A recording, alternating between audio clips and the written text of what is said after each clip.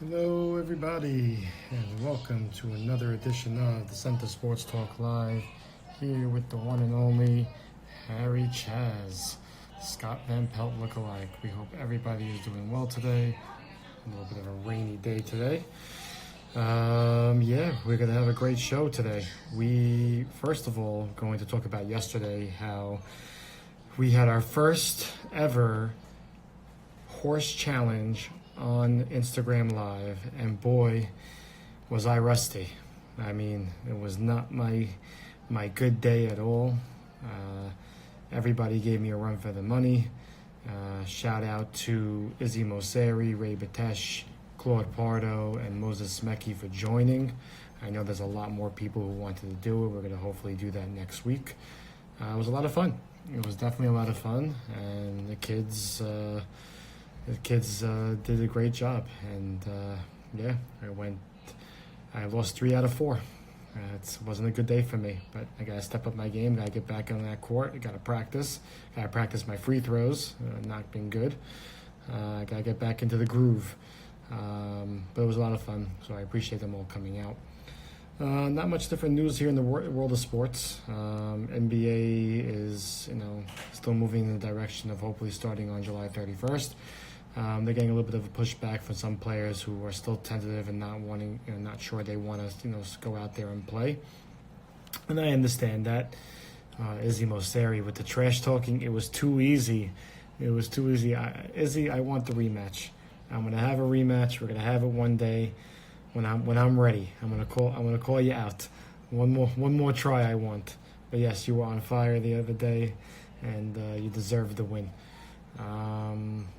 Back to the NBA. Yeah, so right now things are in motion. Hopefully things still stay in motion. Hopefully, there's no other, issues, that will be on there.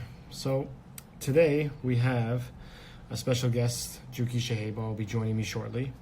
And we'll be talking about sports. We're talking about the travel teams and some bowlers, some NBA stuff. And, he is somebody who I've been watching, throughout the years grow into a tremendous ball player. Gives his heart out, always willing to learn, and to get better. And to watch his game grow has been amazing. And even on the travel team, he's been playing great. And our season, ended shortly. But it's the name of the beast. But we're gonna have him join right now. So let's see if he's ready.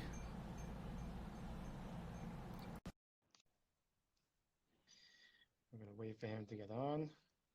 Hopefully he comes on soon.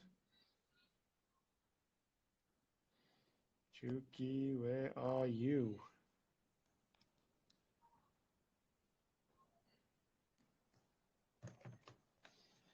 Are we there?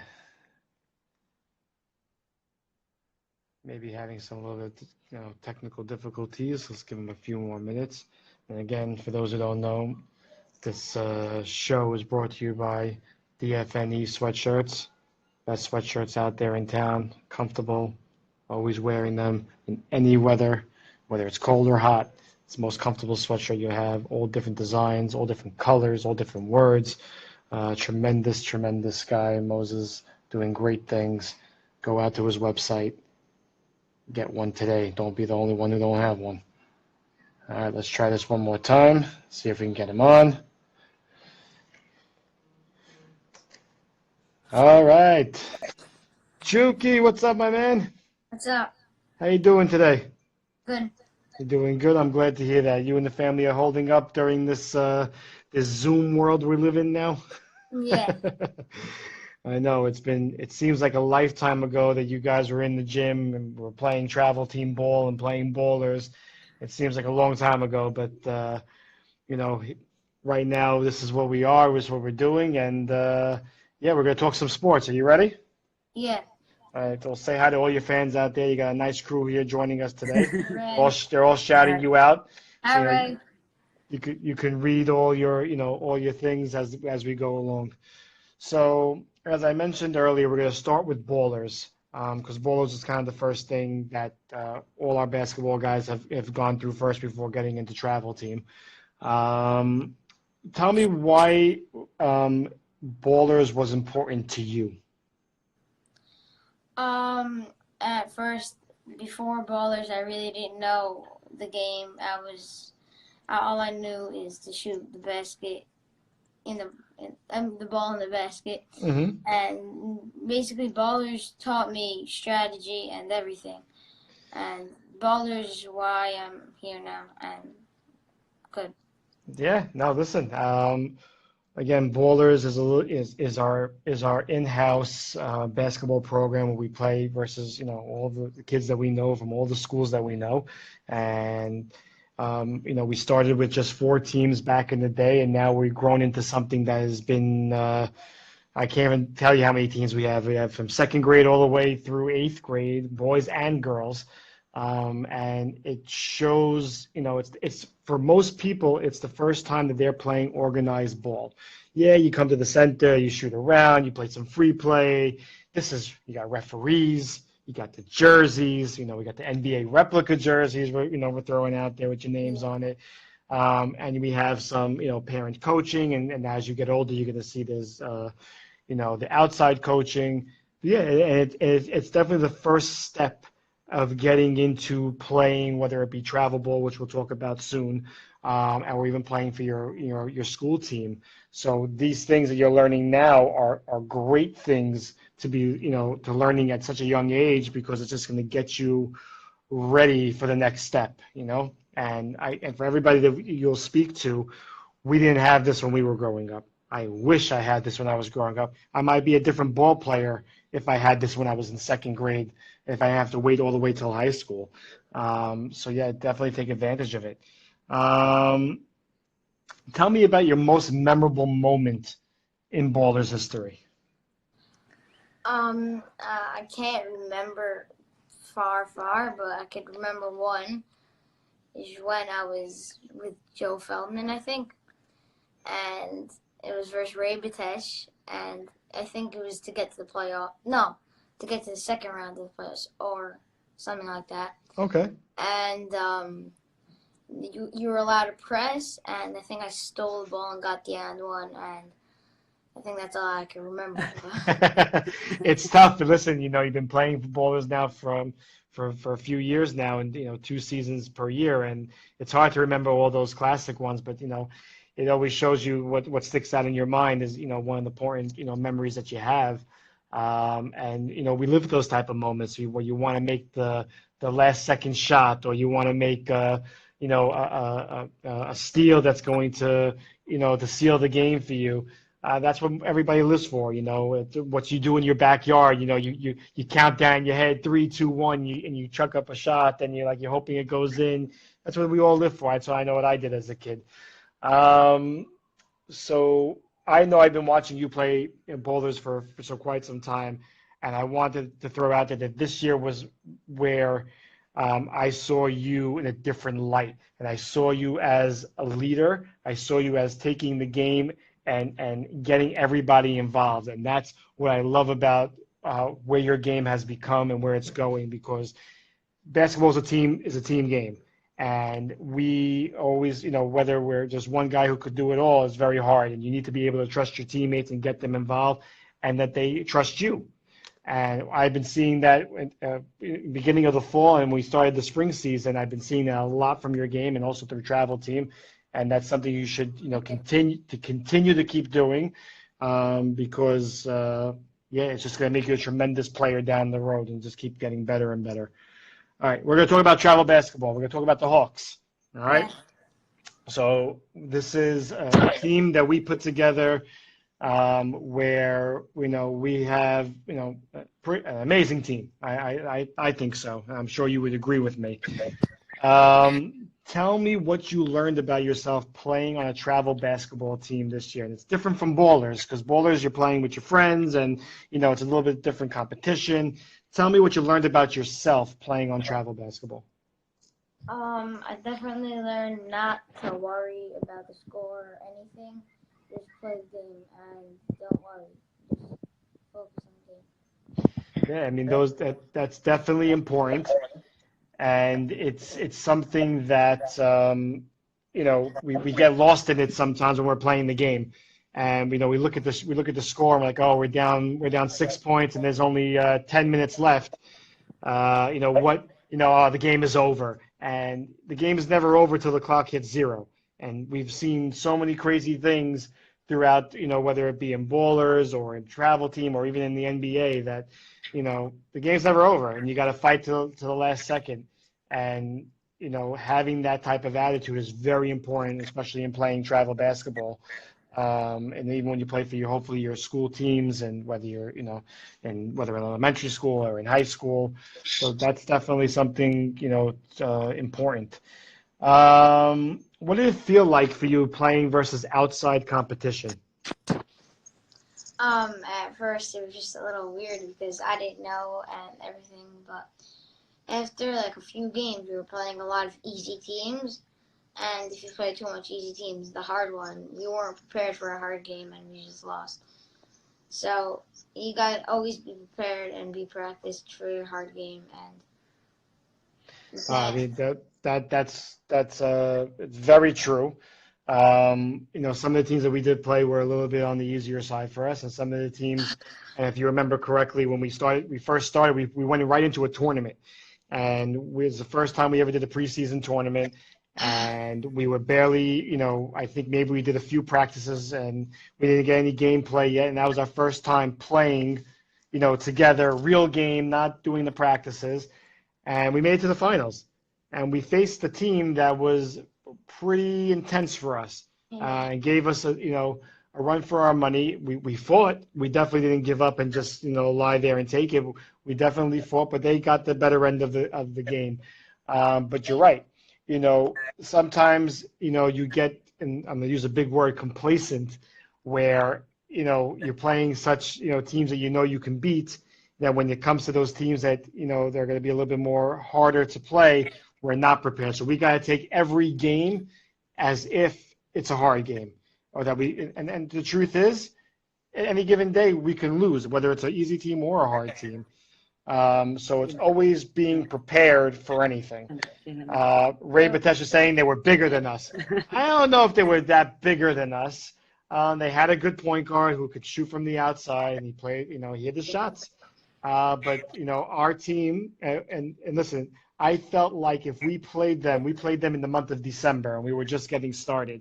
If we played them in the month of March, I think it's a whole different ball game, because we learned a lot about ourselves, and we learned what we can and cannot do. We learned the game through playing, and I think if we were able to take them, in the month of March, I think we could have beaten them. Whether they're tall, short, big or large, don't make a difference. We could have beaten that team easily. So I'll go to this next question. We were one game away from finishing the season and going into the playoffs.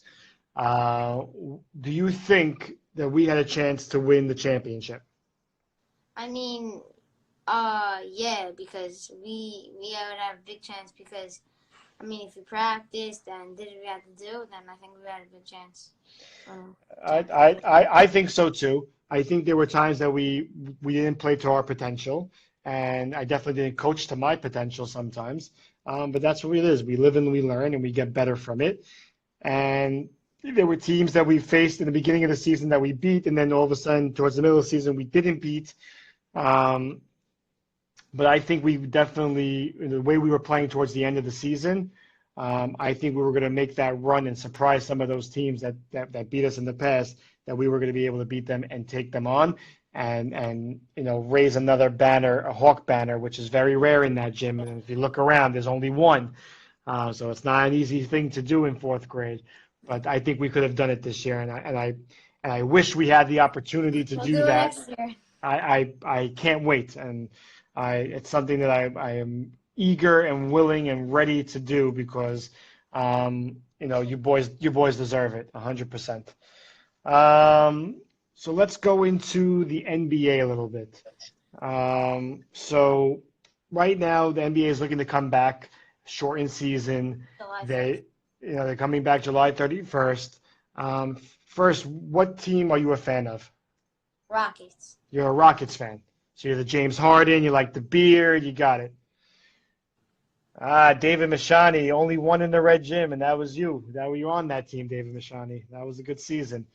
But yeah, so you are a Rockets fan. So the James Harden, Russell Westbrook, you got all those players there. So the West is a hard division. So we'll start with this question. Which team from the West really surprised you this season? Thunder. Thunder. Tell me why. Because they just lost two great people, Russell Westbrook and Paul George. They got Chris Paul, but I didn't think he could do it all by himself.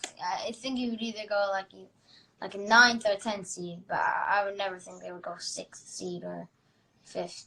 So I totally agree with you, and I think that was the most shocking from the West, at least, because like you said exactly, you know, you're losing a top guy like Russell Westbrook. You bring in Chris Paul, who's not too shabby, and he's definitely can play. He's a great point guard, but I didn't think with that team he would be able to do what he can do in the West, and that's where I think everybody was surprised. Yes, Shai definitely went off.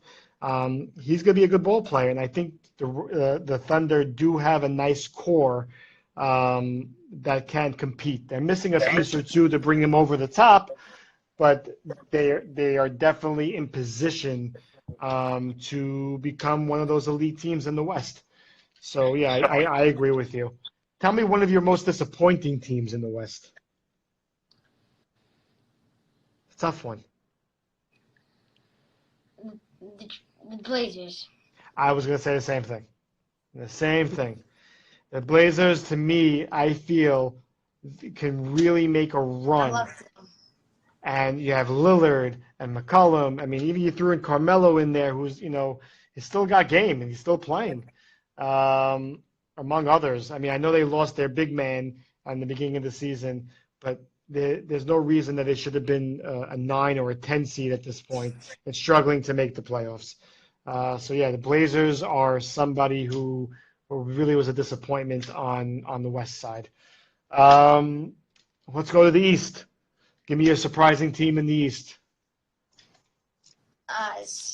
There's many to choose from. The Nets, a little like the middle, because they lost Kyrie for a few, like a month or even 2. Who'd they have? I don't even know. Maybe like Harris, LeVert, and all those people. But without, even they lost D'Lo and everyone. Now they lost Kyrie and KD are injured, and they're 6th or 7th seed. Mm-hmm. I mean, so you're right. I mean, the Nets are a surprising team. Or the Heat.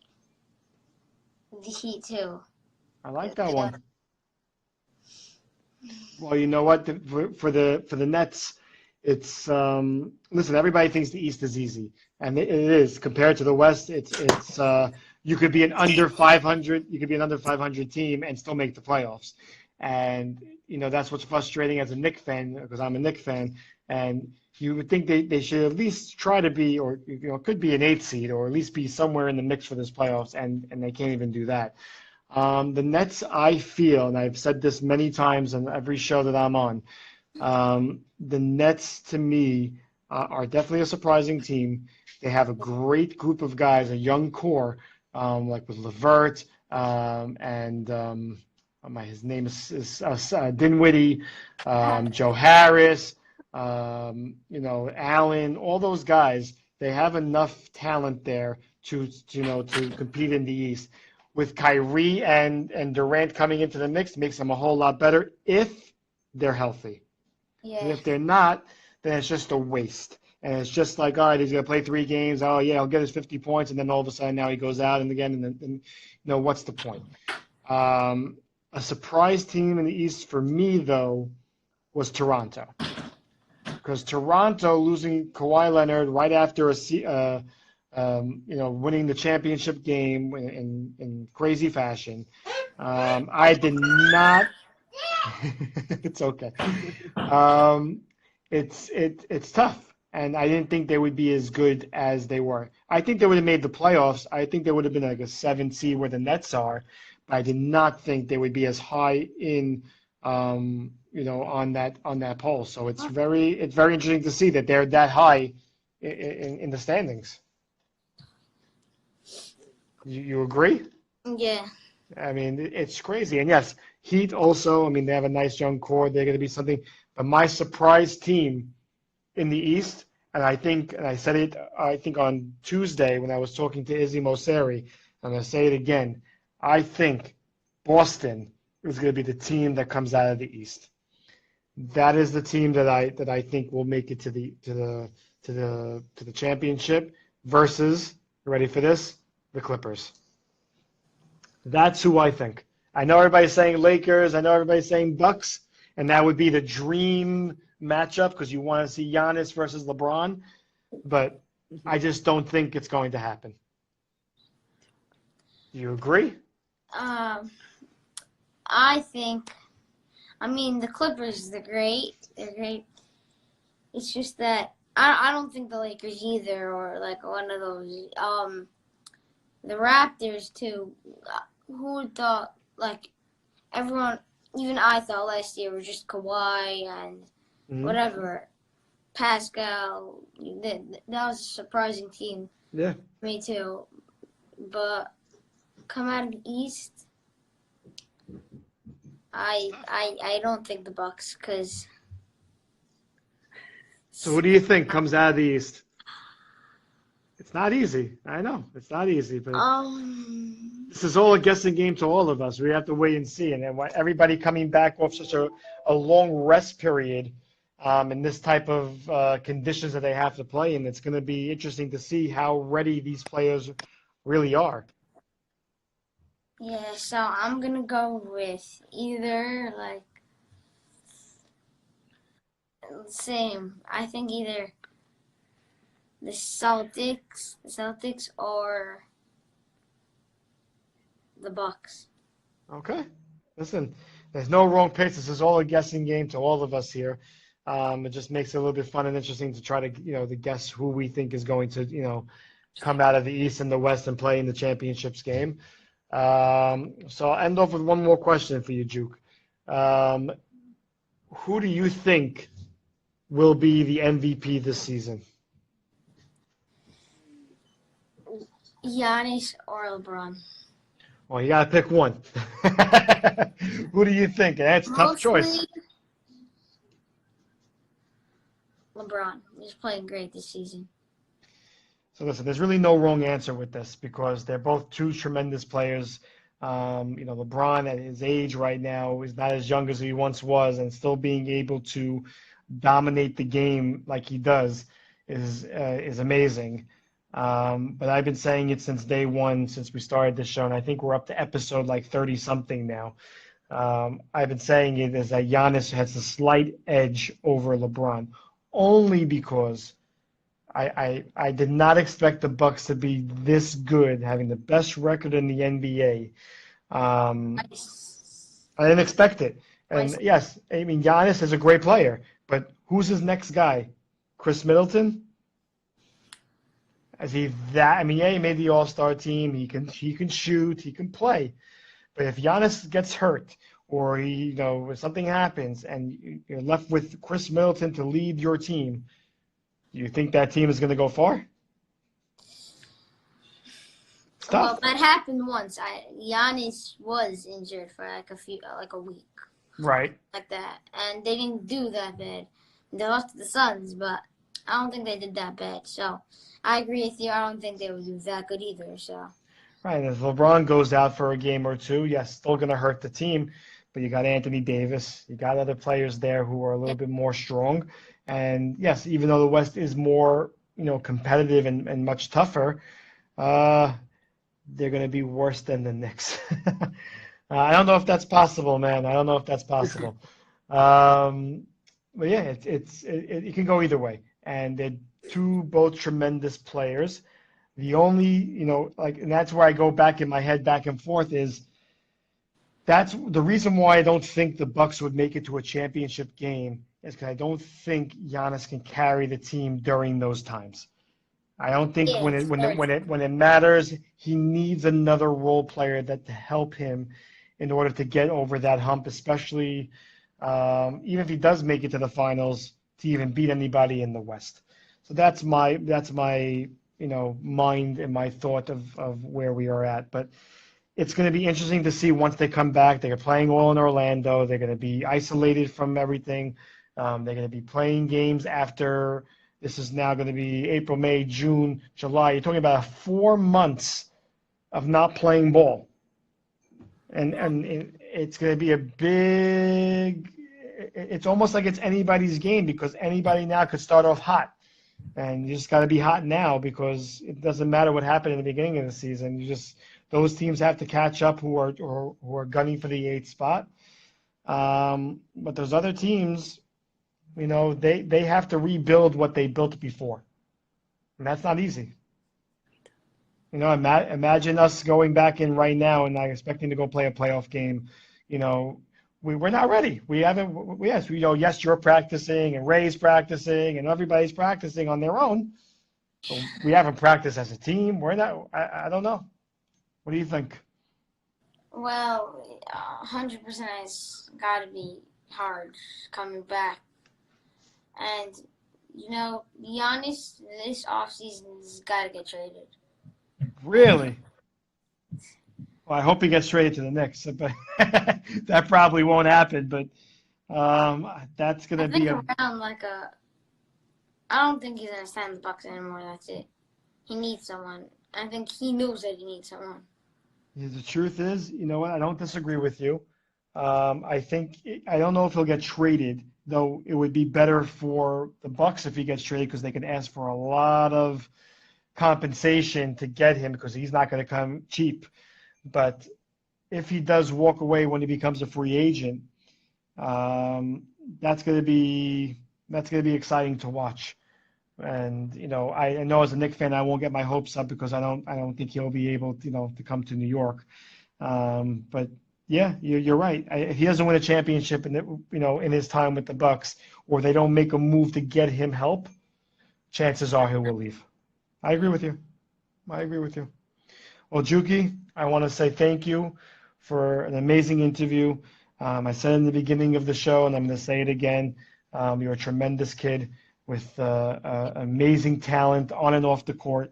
You're destined for great things. Just keep the work ethic, keep your head up, keep playing the game that you love, keep getting better at it. And like I said, when you're playing for your school teams, down the road, just don't forget me. Remember who I am, and it's an honor knowing you and your family. And we miss you at the center. We hope to have you. We hope to have you back at the center and everybody back at the center very soon. And have an enjoyable summer, a safe summer, and we will definitely keep in touch. Thank you, Jukie. Thank you. Well, that was another great interview with Jukie. Tremendous guy. He's an amazing kid. And everybody who comes on these shows, this is not easy being interviewed. And even for myself, being the interviewee, and I give them credit coming on and dealing with the questions and answering them. You guys do great. And I appreciate all the kids who come on. So yeah, that's going to pretty much do it for our show today. I want to thank again DFNE for the sweatshirt. Always wearing it, comfortable. Go check out his merchandise. It's amazing. Thank you again for Jukie Chehebar and the Chehebar family. For another great interview. Jukie, we hope we get our chance to go back into travel teams and try to get what was ours, that championship banner, up in the Raptors. I want to thank again Izzy Mosseri, Ray Batesh, and Claude Pardo and Moses Smecki for playing the horse challenge yesterday.